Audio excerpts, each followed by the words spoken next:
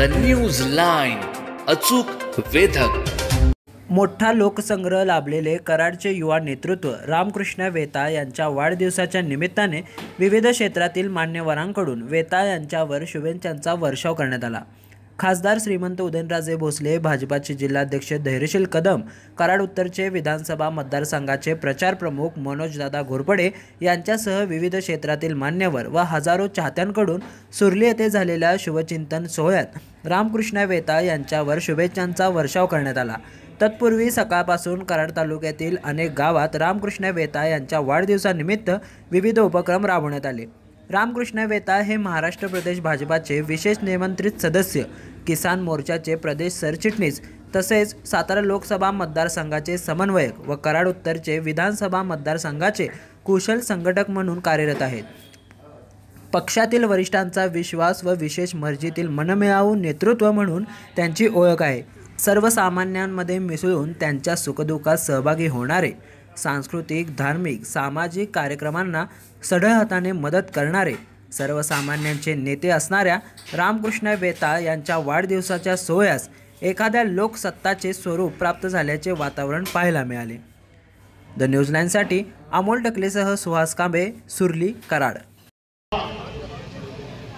तुमच्यासाठी वाट बघत असलेले सर्व तमाम समोर उपस्थित असलेल्या माता भगिनी, ज्येष्ठ नागरिक,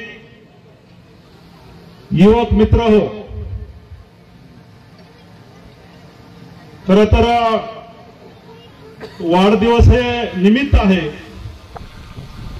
परंतु राजकारणामध्ये आणि समाजकारणामध्ये काम करत असताना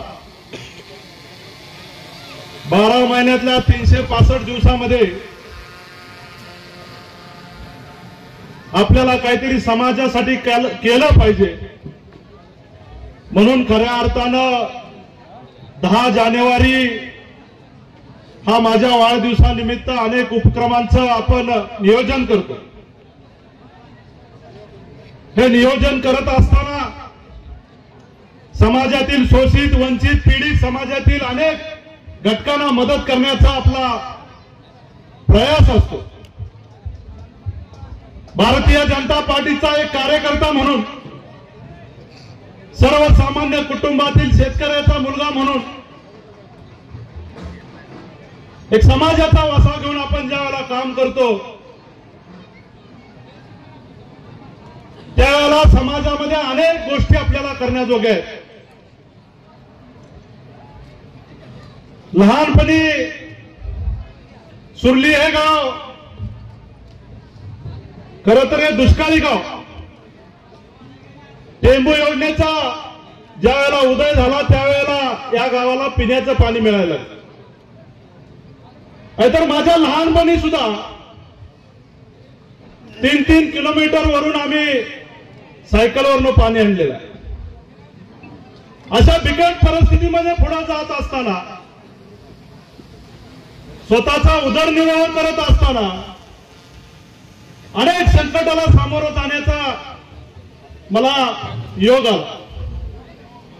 म्हणून जीवनामध्ये एक ठरवलेलं आहे की समाजामध्ये काम करत असताना राजकारणापेक्षा समाजकारणाला जास्त महत्व देऊन समाजातल्या प्रत्येक घटकाला कसं आपल्याला मदत करता येईल यासाठी गेली 30 वर्ष मी स्वतः काम करतोय. त्यामध्ये माझ्या सुरली गावाचा खूप मोठा मोलाचा वाटा आहे. समाजकारणामध्ये सुरुवात करत असताना, राजकारणामध्ये सुरुवात करत असताना एक सामान्य कुटुंबातल्या पोराला गावानं उचलून धरलं आणि आज मला भारतीय जनता पार्टी सारख्या एका जगातल्या मोठ्या पार्टीचा एक फांदी म्हणून काम करण्याची संधी मला आज मिळते. मित्र, आपण सगळ्यांनी लक्षात ठेवलं पाहिजे की प्रामाणिकपणे जो कार्यकर्ता काम करतो अशा कार्यकर्त्याच्या पाठीशी भारतीय जनता पार्टी सारखा वटवृक्ष कधीही उभा राहतो. देवाचा अवतार आपल्याला लाभलाय आणि त्यांना शुभेच्छा देण्याकरता माझे मित्र दर्शील दादा, मनोज दादा, आदरणीय भीमराव काका, महेश बाबा, प्रेम करणारे त्यांचे मित्रमंडळी, त्याचबरोबर रामकृष्णाच्या भावी वाटचाली करता त्यांना आशीर्वाद देण्याकरता उपस्थित सर्व वडीलधारी मंडळी, आपण या ठिकाणी आलात आणि आपल्या या खऱ्या येण्यामुळं त्या संपूर्ण कार्यक्रमाला शोभा आली। मी माझे मित्र रामकृष्णाच्या वतीने आपलं या ठिकाणी स्वागतही करतो आणि आपला बहुमोल वेळ खर्च करून आपण या ठिकाणी आल्याबद्दल आपले माझ्या मित्राच्या वतीने आभारही मानतो।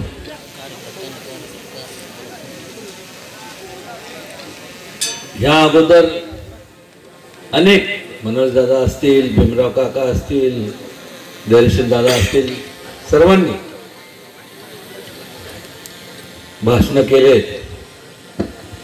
पण मात्र आपण एक विचार केला पाहिजे। वाढदिवस हे निमित्त असतात, पण खऱ्या अर्थाने आज चा जो दिवस आहे